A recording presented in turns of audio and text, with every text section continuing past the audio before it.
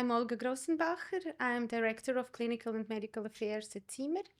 Today I'm excited to introduce our guest, Professor Leccisotti, with whom we will talk about technology, about his experience with our devices, about his journey in ophthalmology. Over the years of using our devices, he performed more than 150,000 of femto LASIK procedures, including with our lasers. He also performs clear surgery with our devices, and he has been teaching in Ulster University as a guest professor at the refractive training.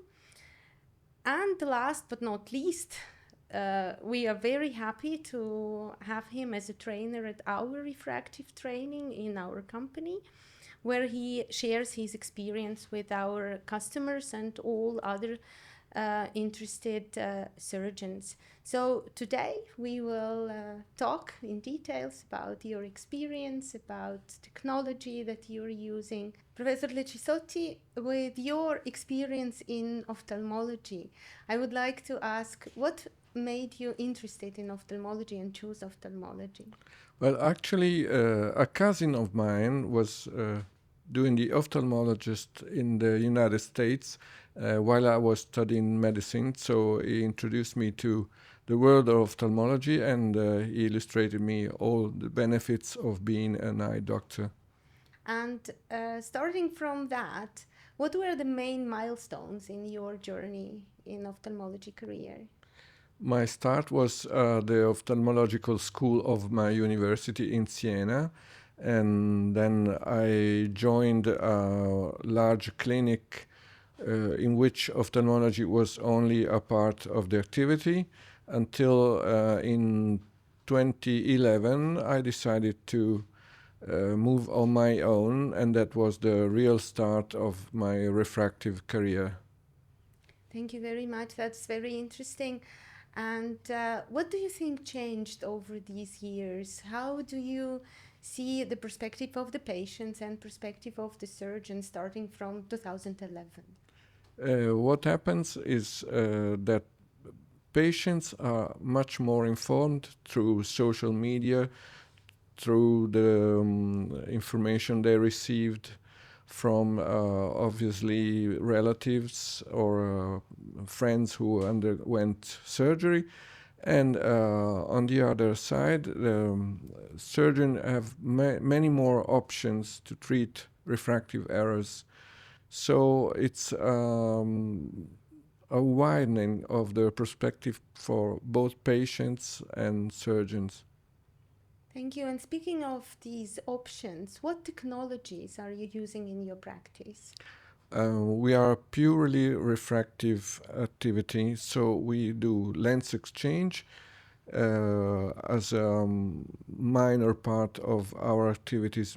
Our main activity is based upon laser refractive surgery, and which is especially femtosecond LASIK and lenticule extraction by CLEAR. We do not perform surface ablation because we do not see in the present time any reason to use it, because it has been surpassed by the femtosecond laser technologies. Thank you. Have there been any developments in the femto laser technology that made a difference or impact for you or for your practice? The new technology that we are currently investigating and integrating is the femtosecond lenticule extraction by CLEAR.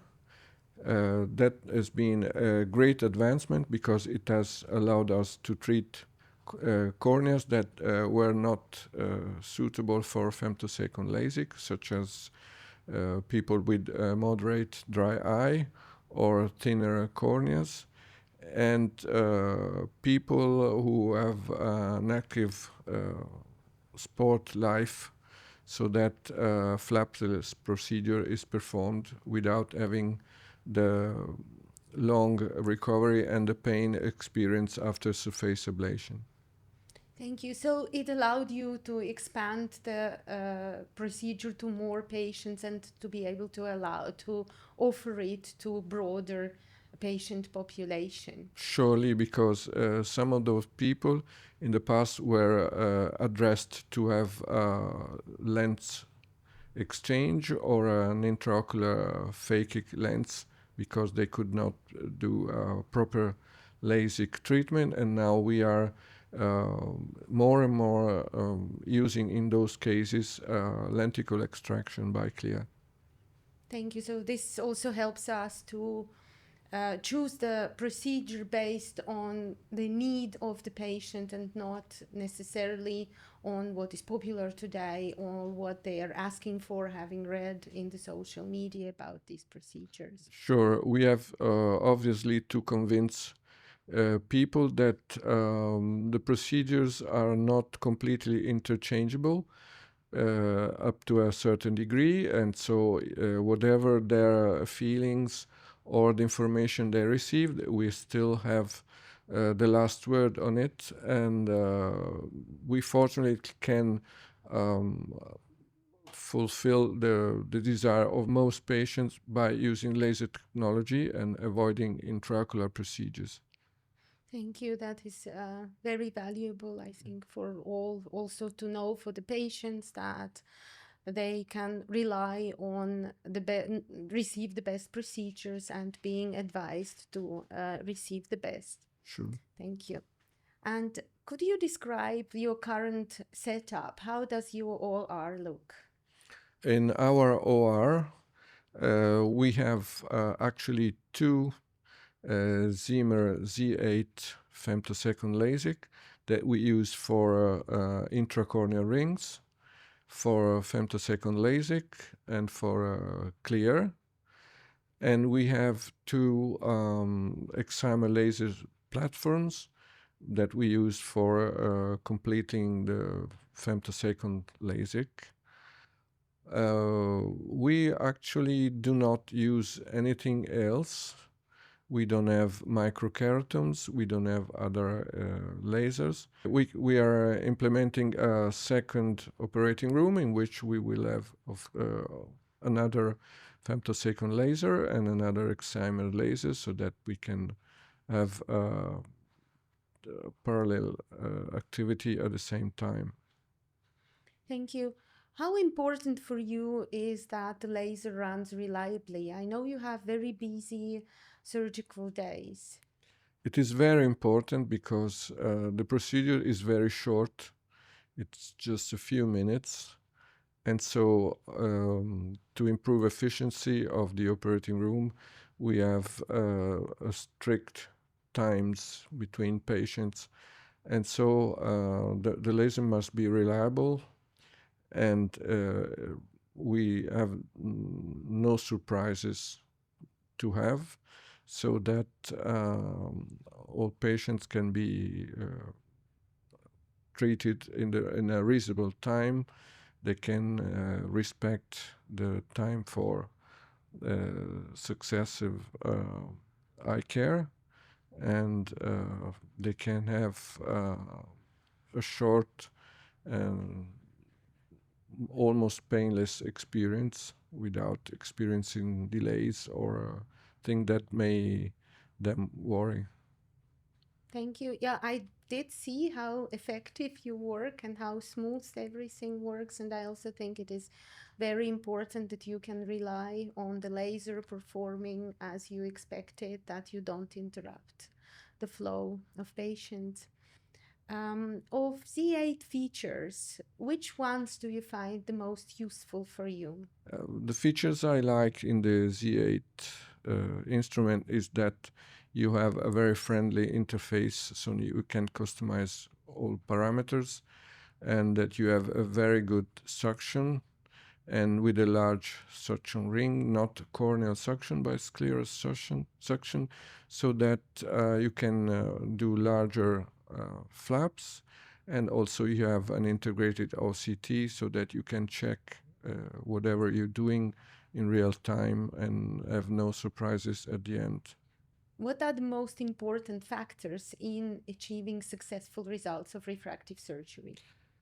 As I heard some time ago, it's refractive surgery. It's 80% planning and 20% surgery, so that appropriate approach to the patient in the diagnostic phase is fundamental, as well as understanding the needs and the desires of the patient, the patient's expectations, and avoid going ahead when these features are not clear, so that you avoid unsatisfied patients.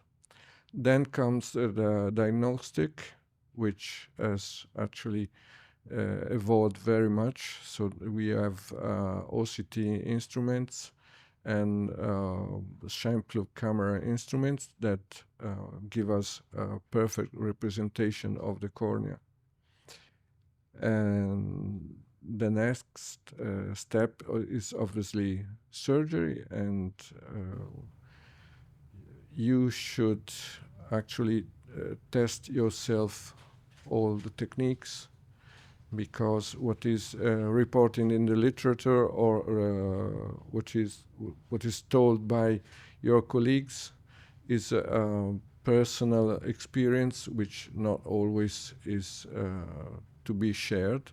So you have to have also a good cooperation with the industry, so that you can have in real times all the novelties and understand how they work, and then integrate them in your practice. Thank you very much. You are giving an instructional course about special cases with CLEAR. What are these cases and why CLEAR for these particular cases? The instructional course in my part is actually an attempt to debunk some false myths about lenticle extraction.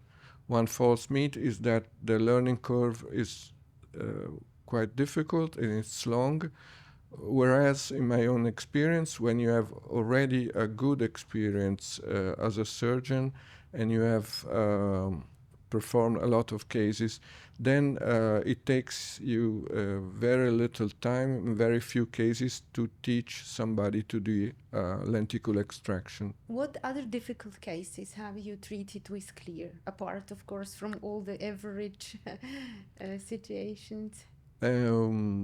I can mention the fact that you can use CLEAR even in a patient who had received in the past surface ablation, which in some cases is thought to have no meaning because you can repeat a surface ablation over an old surface ablation. But someone who had a surface ablation in the past doesn't want to have it anymore. And if she or he is a sports person, then he might want another procedure without flap, so that lenticle extraction can fit perfectly in this case. And also, we were happily surprised that the femtosecond of Zimmer can cut through moderate scars. So people who have old semi-transparent scars and maybe dry eye or the need or having a flapless procedure can undergo also a clear lenticle extraction. Thank you very much. To achieve fast visual recovery, what do you do? What can you recommend to beginners? It's actually a multifactorial aspect of the surgery, because a very good collaboration with the technician to achieve the best compromise between a good energy and a low energy to obtain the definition of the lenticle. To reduce the surgical maneuver by, of course, training, to use a consistent way of removing the lenticle, because there are several techniques, but there are a few that have the least impact on the tissue. And use of rinsing of the interface and sort of painting or massaging the cap with wet sponge, and the use of short-term steroids in the first days. You are teaching at Ulster University, and I must say that I attended the course, and your lectures were my favorite. They were very well structured, based on a lot of experience, but very clear. So sometimes when you attend such trainings, there is a lot of detail, and I really, really appreciated your lectures. What do you think is important for young surgeons to take out of such trainings? This is a part of my activity which I really enjoy, because it means that the subspecialty of refractive surgery has a future, since more and more young people are attending it. Although in the past it's been considered minor part of the ophthalmology surgery. So what I enjoy very much is to meet people who are already experienced in general ophthalmology and who are willing to perfect the part related to refractive surgery. And being an online course, it's extended to people from all over the world, so you can compare their surgical attitude, their surgical experience, and you can also learn how ophthalmology is taught all over the world. You are the author of a big number of peer-reviewed publications. Why do you think it is important that we continue publish and that our readers rely on peer-reviewed publications? It's a very difficult moment for scientific literature. The emergence of thousands of online unreliable sources and journals are threatening the good journals. And so the experience of reviewing should be the first step before writing, and the publishing in serious, very well reviewed journals, it's the only way to survive for science. The problem with reviewing and with peer-reviewed journals is that peer-reviewed is not rewarded, and that there is no way for also a very well reviewer to have access to reliable data. So we must trust to what the authors publish, but we have to check what is published with our eyes and with our methodology, because the literature is full of example of badly designed studies or conflicts of interest, and we must keep this flame alive, otherwise the scientific literature will decline in a few years.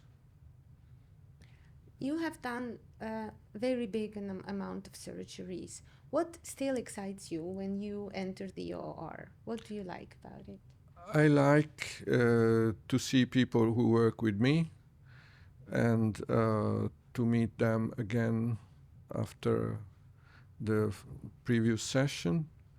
And I like to have something new every day. So this is why I was very much interested in CLEAR, because it was a true novelty after a few years of routine LASIK surgery.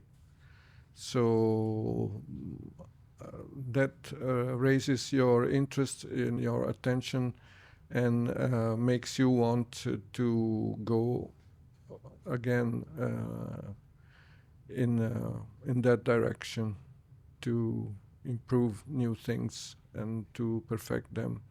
So they also keep you motivated Yeah, sure. to continue. Sure.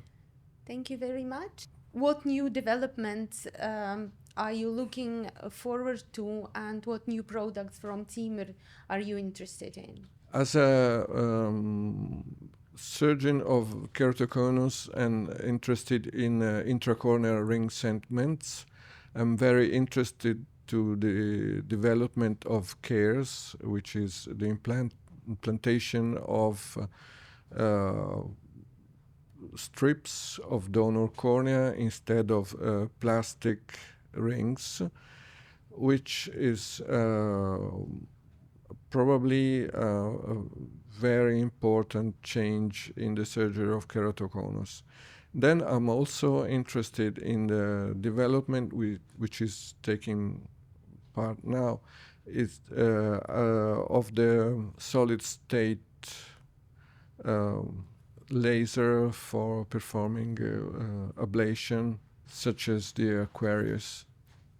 Could you tell us about the patient journey in your clinic, starting from when they contact your receptionist, and how does it develop for them? Being our clinic only interested in refractive surgery, when they contact us, we ask them to send us their previous clinical data in order to have a pre-check to see whether they are suitable to refractive surgery, if they don't have any particular issue in the past, if the age is correct, if the refraction is reasonably treated. And then we see them.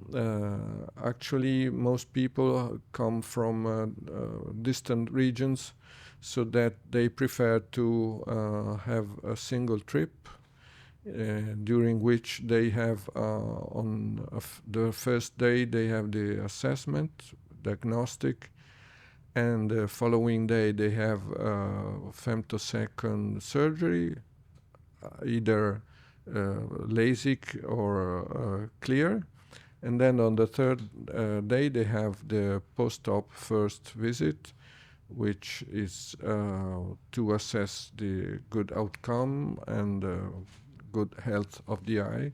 And then we have another check in 3-4 months, but we usually follow them from distance to answer their question, their doubts, or to improve their treatment if they have issues with their eye drops or difficulties in some activity. Thank you very much. On the day of surgery, how long does patient spend in the clinic? Apart from bureaucratic issues, they wait about 20 minutes before the surgery so that we can prepare them. We tell them what they will feel, and we prepare them with anesthetic drops. And then the surgery happens bilaterally. It usually takes in total less than 10 minutes, whatever surgery we do. And then we let them rest a few minutes in a dark room. And then we explain them the treatment, and then we send them to rest a few hours. So it's fast, Yeah, painless, it is. and then they will come to you next day. Next day, sure. And it doesn't take long when Yeah. they spend with you. Thank you. When patients ask you what to expect, how will they see after the surgery? What do you explain to them? I try to be very prudent, because vision is not only what comes from the eyes, but from their brain. So if they are nervous, if they are particularly worried about the results. They may experience a slower visual recovery because they are too attentive to details. And so what I try to tell them is that in the first weeks, the brain has to adapt, and that especially in some particular cases, such as large astigmatism or a hyperopia, they may not have the vision they expect from the beginning. The perspective is much easier for myopes because they usually have the right glass or contact lenses correction, so they are used to have good visual acuity. And they have faster visual recovery compared to other situations. So with them, maybe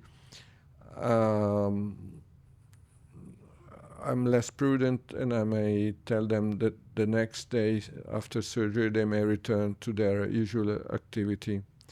I try not to talk about numbers such as 2020, as they may focus too much on that.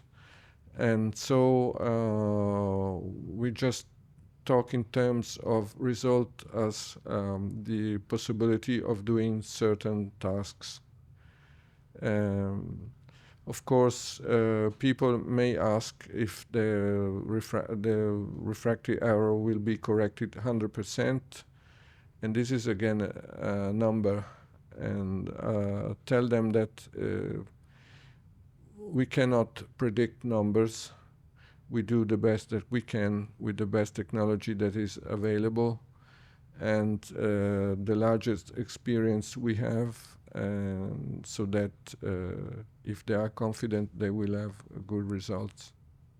And with this, we will close for today. Thank you very much for joining me today in this podcast and sharing your experience. And I would like to wish you all the best with our products and to see new technology coming to your clinic. Thank you. Thank you very much. I hope this will be helpful for patients and colleagues. Thank you.